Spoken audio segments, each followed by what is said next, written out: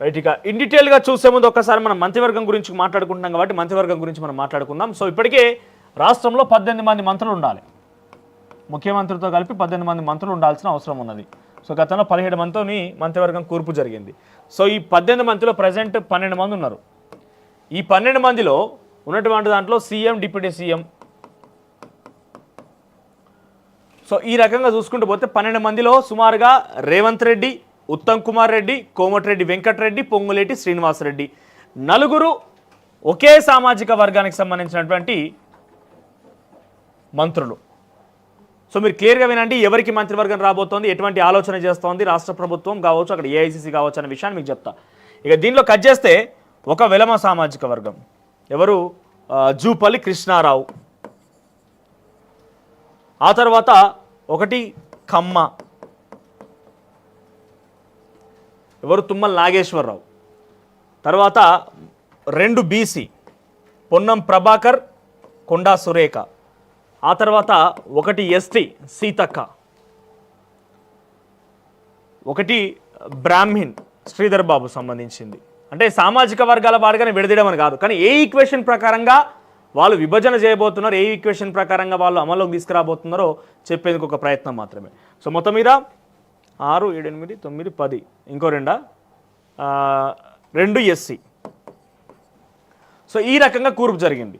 ఈ రెడ్డిల్లో ఉత్తమ్ కుమార్ రెడ్డి, రేవంత్ రెడ్డి, పొంగులేటి శ్రీనివాసరెడ్డి, తర్వాత పొంగులేటి శ్రీనివాసరెడ్డి, ఉత్తమ్ కుమార్ రెడ్డి, రేవంత్ రెడ్డి, ఇంకొకరు ఎవరే రైట్. రావులో జూపల్లి కృష్ణారావు, కమ్మలో తుమ్మల నాగేశ్వరరావు, బీసీలో పొన్నం ప్రభాకర్, కొండా సురేఖ, సీతక్క, బ్రాహ్మణ్లో శ్రీధర్ బాబు, ఎస్సీలో Damodara Rajanarasimha deputy CM. So Komatireddy Venkatreddy ఇక్కడ రెడ్డిలో.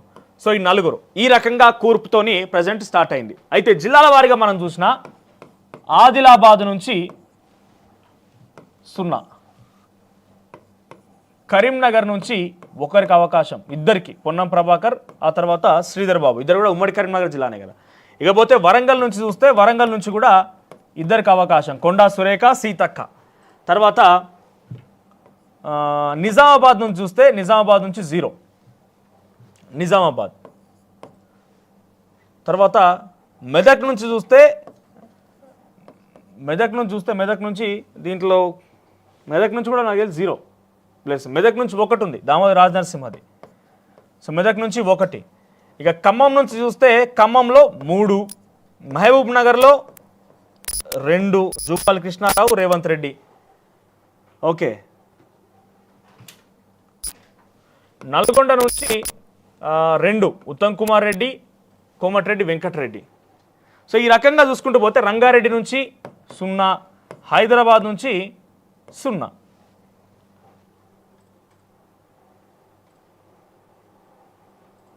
సో మొత్తం 10 జిల్లాలకు సంబంధించి ఈ 10 జిల్లాలల్లో ఇక మిగిలింది ఏంటంటే రంగారెడ్డి, హైదరాబాద్, ఆదిలాబాద్, నిజామాబాద్. ఈ జిల్లాల్లో 0. ఓకే, 4 జిల్లాల్లో 0గా ఉన్నది. 4 జిల్లాలలో అసలు మంత్రివర్గానికి సంబంధించి అవకాశం కల్పించలేదు, 0. ఈ 4 జిల్లాలతో పాటుగా మన సామాజిక వర్గాల వారిగా కూర్పు చూసినా కూడా 4 రెడ్డిలకు ఉన్నాయి, 4 రెడ్డిలకే ఉన్నాయి. 1 అంటే మొత్తం మీద ఓసీలకు చూస్తే 1, 4, 5, 6, 7 ఉన్నాయి ఓసీలకి, 7 ఓసీలకు ఉన్నాయి, 2 బీసీలకు ఉన్నాయి. ఇక చెప్పండి, ఇక సామాజిక న్యాయం ఏందనేది దయచేసి మీరే చెప్పాలి. ఇక సామాజిక న్యాయం ఏం పాటించారు ఏందనేది. మేము అన్ని రకాలుగా చూసి చేస్తున్నాం అనేది గిదా చూసి చేసేది. ఇకపోతే ఎస్సీలో 2 ఉన్నాయి, ఎస్టీలో 1 ఉంది. సో ఇప్పుడు ఏం చేయబోతున్నారంటే ఈ 4 జిల్లాల వారీగా చెప్పాలంటే ఆదిలాబాద్ నుంచి, రంగారెడ్డి నుంచి, హైదరాబాద్ నుంచి, నిజామాబాద్ నుంచి 2 పేరు తెర మీదకి వస్తున్నాయి. నిజామాబాద్ నుంచి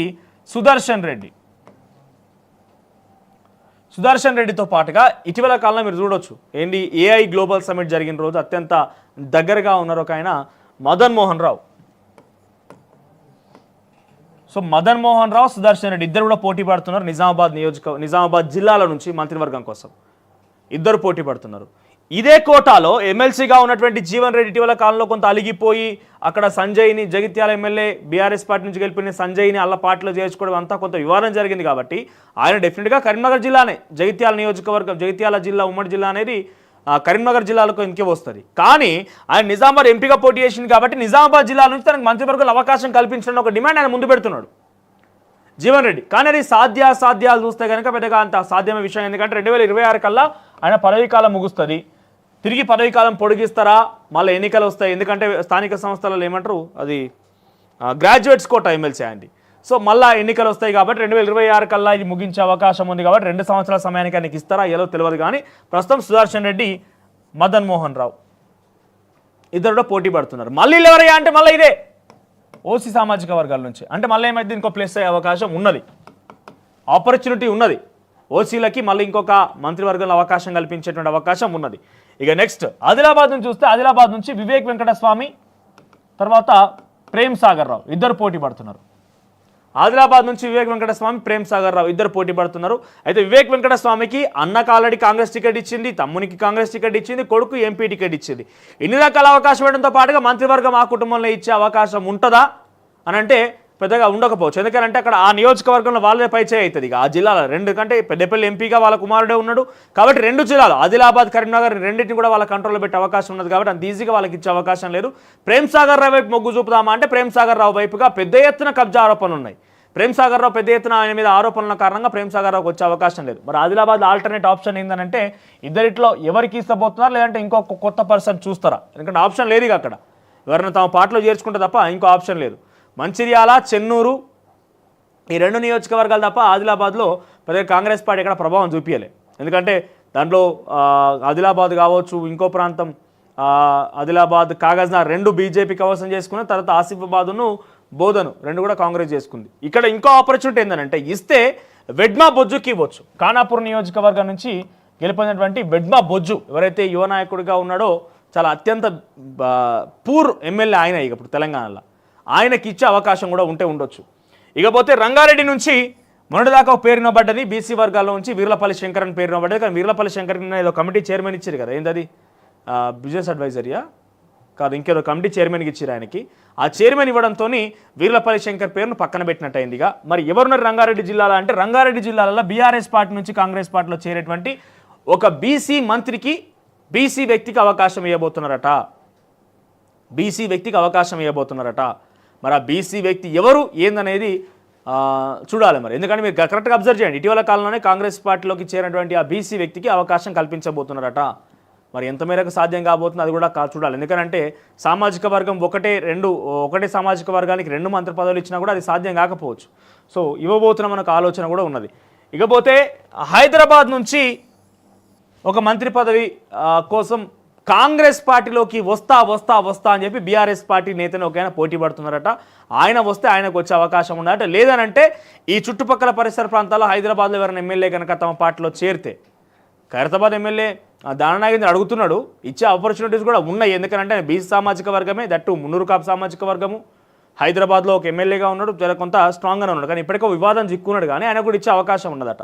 సో ఈ రకాలుగా మనం పేర్లు చూస్తున్నాం కాబట్టి ఇక హైలైట్ చివరికి ఏంటంటే మరొక బీసీలకి 2 లేదా 3 పదవులు ఇచ్చే అవకాశం ఉన్నదట. దాంట్లో నేను పేరు కూడా చెప్తున్నా, నల్గొండ నుంచి బీర్లా ఐలయ్య మంత్రివర్గంలో చోటు దక్కే అవకాశం మెండుగా కనబడుతోంది. బీర్లా ఐలయ్య ఆలేరు నియోజకవర్గ ఎమ్మెల్యే, కుర్మ సామాజిక వర్గం, ఆయనకి అవకాశం కల్పించబోతున్నారంట మంత్రివర్గంలో. ఈ పేరు ప్రధానంగా వినబడుతోంది. ఇక మరొక పేరు ఏంటంటే ఇదే బీసీలో నుంచి ముదిరాజులకు ఒకటి మంత్రి పదవి ఇస్తా అని చెప్పింది కాబట్టి వాకిటి శ్రీహరికి మంత్రి పదవి పక్కా, ఇక స్టాంపు గుద్దేసుకోవచ్చు. వాకిటి శ్రీహరికి మంత్రి పదవి పక్కాగా కన్ఫర్మ్ చెప్పొచ్చు. దాంతోపాటుగా బీర్లా ఐలయ్య కూడా కన్ఫామ్గా చెప్పొచ్చు.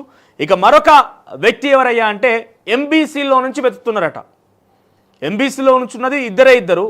ఒకటి వీర్లపల్లి శంకర్, ఆయనకు కమిటీలో చైర్మన్గా ఇచ్చారు. మరొకటి ఇంకొక ఎంబీసీలో మొత్తం 119 నియోజకవర్గాల ఎంబీసీ వర్గాల నుంచి చెందినటువంటి వ్యక్తి ఆయన ఒకరైతే, ఇంకొకరు రామగుండం నియోజకవర్గ ఎమ్మెల్యే మక్కాన్ సింగ్ రాజ్ ఠాకూర్. సో ఆయనకు కూడా అవకాశం ఉన్నది 2 లేదా 3. అయితే ఫస్ట్ 2 ప్రియారిటీలు మాత్రం బీర్లా ఐలయ్య ఆలేరు నియోజకవర్గ ఎమ్మెల్యేతో పాటుగా వాకిటి శ్రీహరి ఫస్ట్ ప్రియారిటీ. బీర్లా ఐలయ్యకి కంపల్సరీగా వచ్చే అవకాశం మెండుగా ఉన్నది. ఇక మరోవైపు మక్కాన్ సింగ్ రాజ్ ఠాకూర్ పేరు కూడా ప్రధానంగా వినబడుతోంది. ఆయనకు కూడా మంత్రి పదవిలో అవకాశం తప్పక డెఫినెట్గా కల్పించేటువంటి పరిస్థితి కాంగ్రెస్ పార్టీ అధిష్టానానికి ఎదురైంది. సో ఎందుకంటే ఎంబీసీలో నుంచి ఒకరికి అవకాశం కల్పిస్తామని వాళ్ళు మొదటి నుంచి చెప్పుకుంటూ వస్తున్నారు, కాంగ్రెస్ పార్టీ నాయకులు కానీ ఆ ప్రభుత్వంలో ఉన్నటువంటి పెద్దలు కానీ. సో ఈ రకంగా 2 లేదా 3 ఉండబోతున్నాయి. అంటే దీంతో ఇక్కడ 2 లేదా బీసీలకు 3 కల్పించడంతో ఈ సంఖ్య 14 పోయే అవకాశం ఉన్నది. సో 14-15 వేల అవకాశం ఉంది. మరొక 2 దీంట్లో ఏమవుతుంది, వాకిటి శ్రీహరికి ఇవ్వడంతో అక్కడ ఆయన నాకు తెలిసి మహబూబ్ నగర్ జిల్లా కిందకి వస్తుందేమో. సో మక్తల్ నియోజకవర్గం ఎమ్మెల్యేగా ఉన్నటువంటి ఆయనకు ఒక అవకాశం వేయడంతో పాటుగా ఇక్కడ ఆలేరు నియోజకవర్గం నుంచి బీసీలకు ఇవ్వాలి కాబట్టి ఇక మిగిలిన దాంట్లో నుంచి నిజామాబాద్ నుంచి 1, ఆ తర్వాత ఆదిలాబాద్ నుంచి 1 మాత్రమే తీసుకునే అవకాశం ఉంది. అవసరమైతే ఆదిలాబాద్ని పూర్తిగా కట్ చేసేసి రంగారెడ్డి హైదరాబాద్ నుంచి ఒకరికి ఇచ్చే అవకాశం ఉన్నది. సో ప్రజెంట్ వాళ్ళకి ఇవ్వాల్సిన లక్ష్యం ఏంటంటే బీసీలకి ఫుల్ఫిల్ చేయాలి, దీంతో పాటుగా మైనార్టీలకు మాత్రం ఫుల్ఫిల్ చేయాలి. ఈ రెండింటిని మాత్రం వాళ్ళు ఫుల్ఫిల్ చేయాలి. మరి మైనార్టీలు ఎవరు ఉన్నారంటే నాకు తెలిసి ఎంఐఎం నుంచి ఎవరు కూడా కాంగ్రెస్కి వచ్చే అవకాశం లేదు. మరి మైనార్టీలో ఎవరికి అవకాశం కల్పిస్తారు అంత ఈజీగా? మరి బీఆర్ఎస్లో కూడా అంత పెద్దగా మైనార్టీలు ఎవరైతే లేరు. మరి మైనార్టీలకు ఏ రకంగా పొందుపరుస్తారు? ఎమ్మెల్సీగా ఉన్నటువంటి వ్యక్తులకు ఎవరికైనా ఇంత ఈ మధ్యకాలంలో ఆయన పేరేంది, అమీర్ అలీ ఖాన్ ఎమ్మెల్సీ గెలుపొందింది కదా, ఎమ్మెల్సీగా గవర్నర్ కోటాల నియామకమైంది కదా, ఆయనకి ఏమైనా ఇస్తారా అనే ఆలోచన నడుస్తుందట. సో మొత్తం మీద ఈ రకంగా మంత్రివర్గ కూర్పు ఉండబోతోంది. ఈ 4 జిల్లాలో పెండింగ్లో ఉన్నాయి. ఆదిలాబాద్ నాకు తెలిసి పూర్తిగా అక్కడ మంత్రి పదవి అవకాశం పరిస్థితి లేదు. ఇక రంగారెడ్డి హైదరాబాద్ నుంచి 1 ఇవ్వబోతున్నారు, నల్గొండలో ఇంకొకటి రాబోతోంది, మహబూబ్ నగర్లో ఇంకోటి రాబోతోంది, ఇక్కడ నిజామాబాద్ నుంచి 1 రాబోతోంది. సో ఈ జిల్లాలో మాత్రం మంత్రి పదవులు వచ్చే అవకాశం ఉన్నది. బీసీలకి 2 లేదా 3 స్థానాలు రాబోతున్నాయి, ఒకటి మైనార్టీలకు వెళ్ళబోతోంది. మిగిలిన దాంట్లో ఎలా ఏ రకంగా అలాట్ చేస్తారో చూడాలి. ప్రస్తుతానికైతే ఈ చర్చ కొనసాగుతున్నది. ఆదిలాబాద్లో ఇస్తే కనుక వెడ్మా బొజ్జు వైపు మొగ్గు చూపే అవకాశం ఉన్నది. ఎందుకంటే ప్రభుత్వానికి కొంత మంచి పేరు రావాలంటే వెడ్మా బొజ్జుకి ఇస్తేనే కొంత మంచి పేరు దక్కే అవకాశం ఉంటుంది. ఎందుకంటే వెడ్మా బొజ్జు చాలా బీద వర్గాల నుంచి వచ్చిన ఆయన. ఈరోజు కూడా ఇందిరమ్మ ఇంట్లోనే ఉన్నాడట ఆయన. ఈరోజు కూడా ఇందిరమ్మ పథకం ద్వారా వచ్చిన వెంటనే ఇంట్లోనే ఉన్నాడట ఆయన. సో చాలా బీద వర్గాలకు సంబంధించిన వ్యక్తి. సో వెడ్మా బొజ్జుకి అవకాశం ఇచ్చేటువంటి పరిస్థితి కనబడుతోంది. దానికి తోడు కొంత ఉద్యమకారు ఉస్మానియా యూనివర్సిటీకి సంబంధించిన విద్యార్థి ఉండేనంట. సో ఆ రకం కూడా కొంత పేరు మూటగట్టుకునే అవకాశం ఉంది కావచ్చు. ప్రభుత్వానికి మంచి పేరు వస్తున్న ఉద్దేశంతో వెడ్మా బొజ్జుకి అవకాశం ఇస్తారా లేదా చూడాలి మరిగా. అసలైన తొలి వెలుగు. ఫాలో వాట్సాప్ @తొలి వెలుగు official.